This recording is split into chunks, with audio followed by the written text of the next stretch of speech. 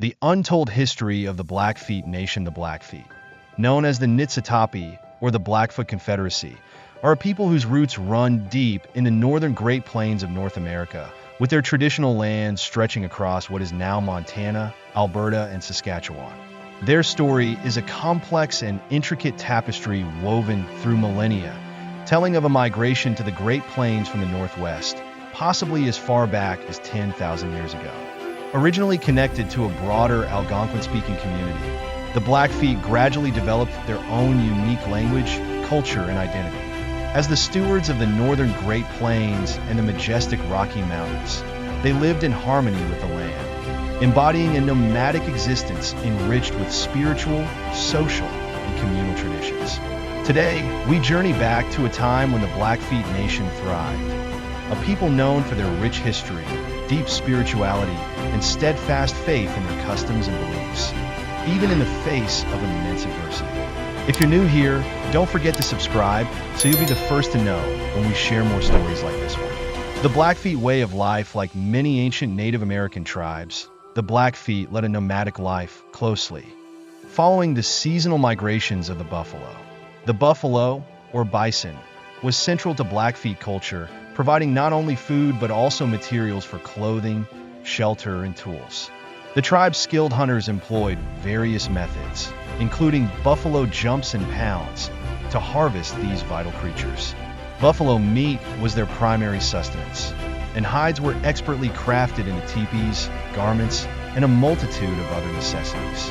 From buffalo bones and sinew, they fashioned tools, weapons, and utensils, while their homes, buffalo hide teepees, were ingeniously designed for quick assembly and disassembly, allowing the Blackfeet to move swiftly with the herds. The spiritual life of the Blackfeet was deeply rooted in a belief that every aspect of nature, from animals to plants, rocks, and even stars, held a spiritual essence. To the Blackfeet, the natural world was alive with spirits, and this belief formed the foundation of their spirituality. They revered the land, recognizing a deep interconnectedness that shaped their way of life. Central to their spiritual practices were the sun and the moon, regarded as powerful spiritual entities. The sun, seen as a benevolent spirit, symbolized life, growth, and warmth, while the moon was often associated with protection, night, and dreams. One of the most significant ceremonies in Blackfeet spirituality was the sun dance, held annually during the summer. This gathering involved singing, dancing, fasting, and acts of self-sacrifice, serving as a means to seek blessings from the sun and connect with the spiritual world. The sun dance also reinforced communal bonds and revitalized the tribe's spirit. The Blackfeet practiced animism, attributing spiritual significance to animals, plants, and natural landmarks. Among these, the buffalo held a particularly sacred place, providing not just physical sustenance, but also spiritual guidance. A complex society, the Blackfeet were not just a spiritually rich community, they were also highly organized. Their society was divided into bands and tribes, including the Siksika, Blackfoot, Kainai, Blood, and Peccary, Piegan, each with its own leaders, territories, and responsibilities.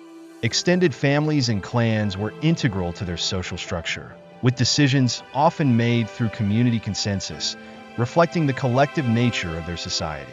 To keep their traditions alive, the Blackfeet passed down their history, laws, and cultural knowledge through storytelling. Elders, revered for their wisdom and experience, played a crucial role as the keepers of these traditions, ensuring that each generation remained connected to their heritage. Like other Plains tribes, the Blackfeet engaged in conflicts with neighboring clans and tribes, driven by competition for resources, land, and matters of honor. This rivalry was particularly fierce with the Crow, their ancestral foes, the Shoshone, and their kin, the Assiniboine. Raiding was a common practice among the Plains tribes, including the Blackfeet, who conducted raids on enemy camps to capture horses, seize goods, or exact revenge. One of the most feared horse raiders was White Quiver, a renowned Blackfeet warrior known for his daring and successful raids. Encounters with Europeans. By the late 16th century, the Blackfeet first encountered Europeans. Initially seen as an opportunity for growth and trade, these encounters soon led to a loss of freedom and autonomy for the tribe. The first Europeans to contact the Blackfeet were French fur traders, followed by British and American explorers. These meetings began as mutually beneficial trade exchanges, with the Blackfeet trading their rich furs and buffalo hides for European goods. Armed with European firearms and horses, the Blackfeet grew in power, controlling a vast territory that extended from modern-day Edmonton, Alberta, to Yellowstone National Park and beyond. At their zenith in the early 19th century, they dominated an area stretching from northern Saskatchewan to the headwaters of the Missouri River, standing as a formidable military force on the northwestern plains. For nearly 25 years after 1806, they fiercely resisted the British, French, and American fur traders, whom they viewed as intruders, effectively barring them from the prime beaver trapping grounds along the upper Missouri River. Simultaneously, they waged war on neighboring tribes, acquiring horses and taking captives. After their initial encounters with Europeans, the Blackfeet soon met the Americans. In the early 1800s, American frontiersmen and explorers began to make contact with the Blackfeet and other Plains tribes during the era of westward expansion in the United States. The Americans, like the Europeans, were drawn to the lucrative North American fur trade and sought to establish settlements in the plains. As the number of settlers on their land increased, the Blackfeet grew uneasy. Despite trade relationships, tensions arose over trade practices, competition for resources, and cultural misunderstandings. To maintain peace and clarify misunderstandings, a treaty was agreed upon between the two nations.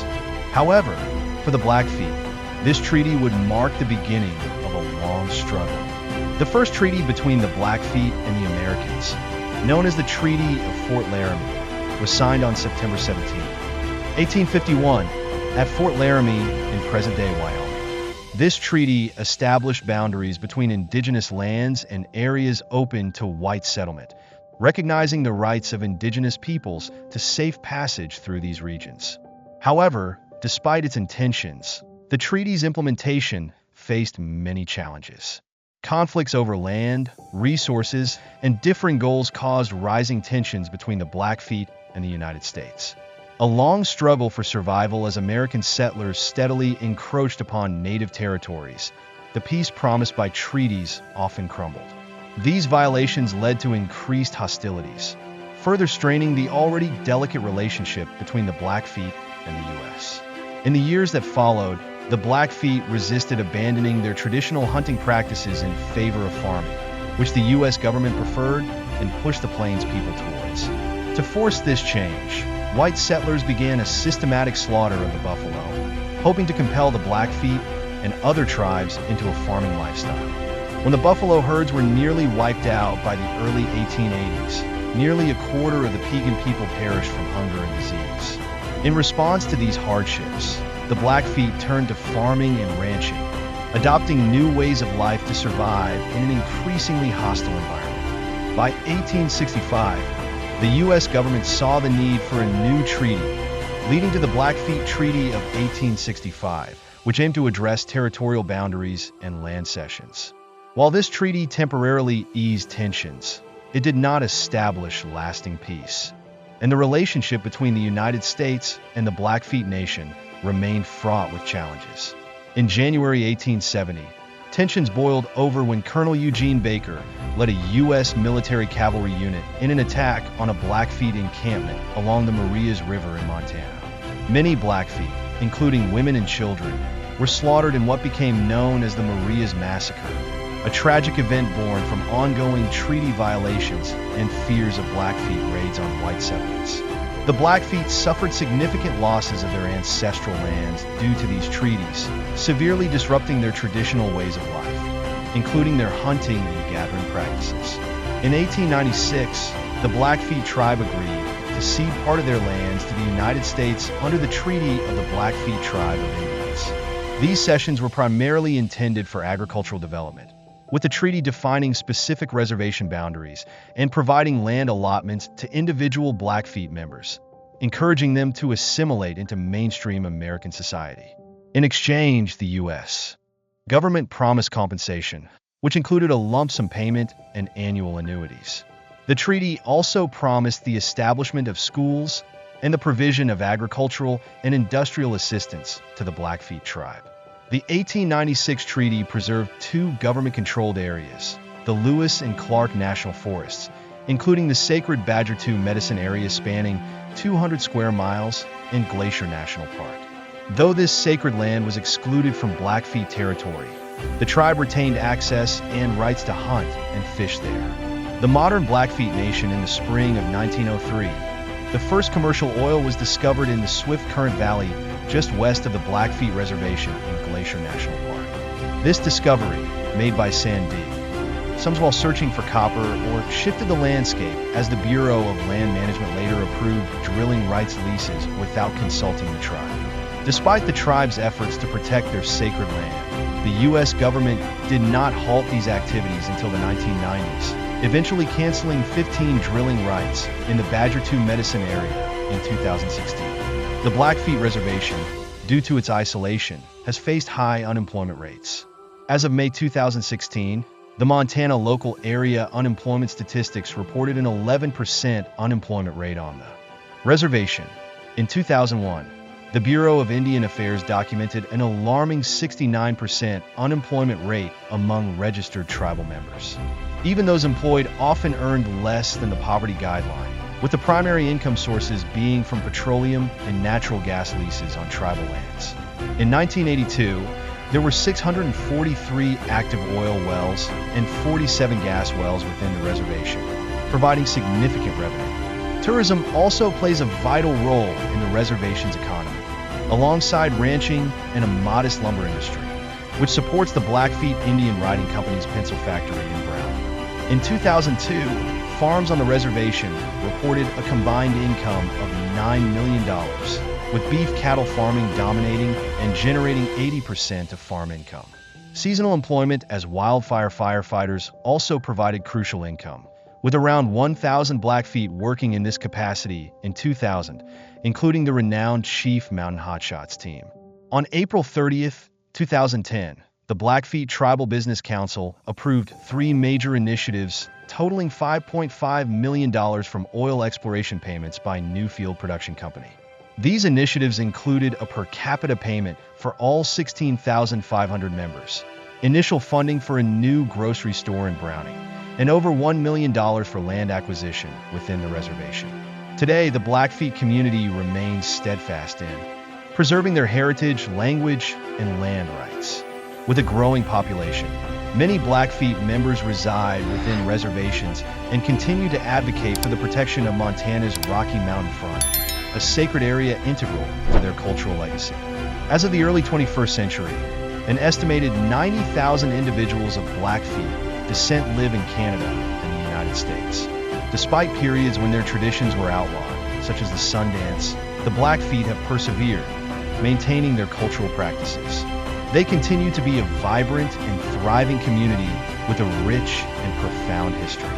Every year, the Blackfeet Nation celebrates North American Indian Days at the powwow grounds near the Museum of the Plains Indian in Browning, a testament to the enduring strength of their culture and heritage.